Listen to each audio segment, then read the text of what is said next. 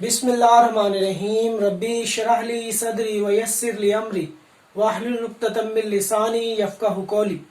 अजीज तलबा व तालिबात, आज हम chemistry chapter number 2 structure of atoms को डिस्कस करेंगे। आज का हमारा पहला टॉपिक इंट्रोडक्शन है। चैप्टर नंबर 1 में हमने बुनियादी असूल पढ़े थे केमिस्ट्री के, जिनमें हमने एलिमेंट, कंपाउंड, मिक्सचर्स, मोल के कॉन्सेप्ट, एवोगैड्रोस नंबर, ये सारा हमने डिस्कस कर लिया। आज से जो हम चैप्टर स्टार्ट कर रहे हैं उसमें हम एटम की स्ट्रक्चर यानी एटम की साख्त के मुतालिक डिस्कस करेंगे। एटम की साख्त को डिस्कस करने से पहले हम एटम की ब्रीफ मुख्तसर सी हिस्ट्री को आज डिस्कस करेंगे।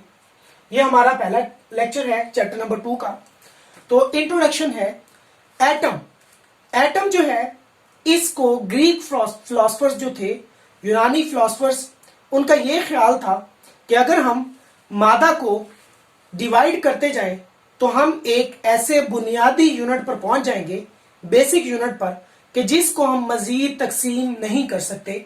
फॉर एग्जाम्पल, आपके पास एक पेपर है, आप उस पेपर को फाड़ना शुरू कर दें, आप उसके छोटे छोटे छोटे छोटे छोटे एक ऐसा जर्रा आपके पास पहुंच जाएंगे आप, जिस जर्रे को आप मजीद तकसीम नहीं कर सकते। बिल्कुल इसी तरह का कॉन्सेप्ट यूनान के फिलोसफर्स का था, जिनमें डेमोक्रेटिस है। डेमोक्रेटिस ये कहते था, ये ग्रीक फिलोसफर है, इसने कहा कि मादा छोटे छोटे जर्रात से मिलकर बना है। वो छोटा जर्रा जो मजीद तकसीम नहीं हो सकता, उसको उन्होंने एटम कहा। एटम बेसिकली जो वर्ड है, ये लैटिन वर्ड एटमोस से निकला है, जिसका मतलब इनडिविजिबल यानी नाकाबिले तकसीम जर्रे को एटम कहते हैं। लेकिन ग्रीक फिलोसफर्स की ये बात एक्सपेरिमेंटल एविडेंस के साथ नहीं थी, इस वजह से इनकी बात को इतनी ज्यादा पजीर आई, फेमस नहीं हुई और इस बात को रद्द कर दिया।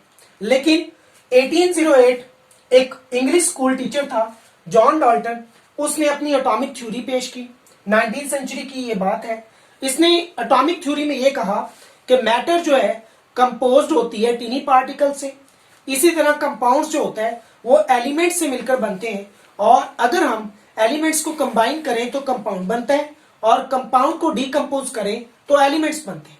और इसके अलावा उसने ये कहा था कि जो एक एलिमेंट के एटम्स होते हैं वो सिमिलर होते हैं, एक जैसे होते हैं। लेकिन ये 19वीं सेंचुरी तक, एंड ऑफ 19वीं सेंचुरी तक ये सोचा जाता रहा कि एटम तकसीम नहीं हो सकता, एटम ही मादे का सबसे छोटा जर्रा है। ये टिल एंड ऑफ 19वीं सेंचुरी ये कॉन्सेप्ट था। लेकिन इन द बिगिनिंग ऑफ 20वीं सेंचुरी, 20वीं सदी के आगाज में, इस बात को गलत साबित कर दिया गया जब 1886 गोल्डस्टेन ने डिस्कवर कर दिया पॉजिटिवली चार्ज पार्टिकल प्रोटॉन को, और 1897 में जे थॉमसन ने नेगेटिवली चार्ज पार्टिकल यानी इलेक्ट्रॉन को डिस्कवर किया। और इसके अलावा जे थॉमसन ने प्लम पुडिंग मॉडल को पेश किया। प्लम पुडिंग मॉडल को आप अगर आम जुबान में समझें, जिस तरह आपके पास खीर है या आपके पास कोई केक है और उसमें छोटे छोटे बादाम या किशमिश जो है, बिल्कुल इसी तरह उसने कहा था कि होल पार्ट जो है केक जो है वो आपके पास एटम है, और इसमें ये जो किशमिश है या बादाम है ये इलेक्ट्रॉन्स हैं। तो ये प्लम पुडिंग मॉडल था, जे थॉमसन ने इसको पेश किया। ये ब्रीफ हिस्ट्री थी एटम की, कि एटम पहले ये सोचा जाता था कि मैटर जो है वो कंपोज्ड है इंडिविजिबल पार्टिकल से, और वो इंडिविजिबल पार्टिकल एटम कहलाता था। एटम को लैटिन वर्ड एटमोस से डिराइव किया गया, और टिल एंड ऑफ 19वीं सेंचुरी ये इंडिविजिबल ही कंसीडर किया जाता रहा। लेकिन इन द बिगिनिंग ऑफ 20वीं सेंचुरी जब इलेक्ट्रॉन, प्रोटॉन और न्यूट्रॉन्स को डिस्कवर किया गया तो ये बात रद्द हो गई कि एटम तकसीम नहीं हो सकता, और अब तक 100 सब एटॉमिक पार्टिकल्स को एटम में डिस्कवर किया जा चुका है, जिनमें electron, proton, neutron, hadron, neutrino, anti neutrino और बहुत सी पार्टिकल्स हैं। लेकिन इन सब पार्टिकल्स में तीन पार्टिकल्स को बुनियादी जरात कहते हैं, फंडामेंटल पार्टिकल्स कहते हैं, जिनमें इलेक्ट्रॉन, प्रोटॉन और न्यूट्रॉन है।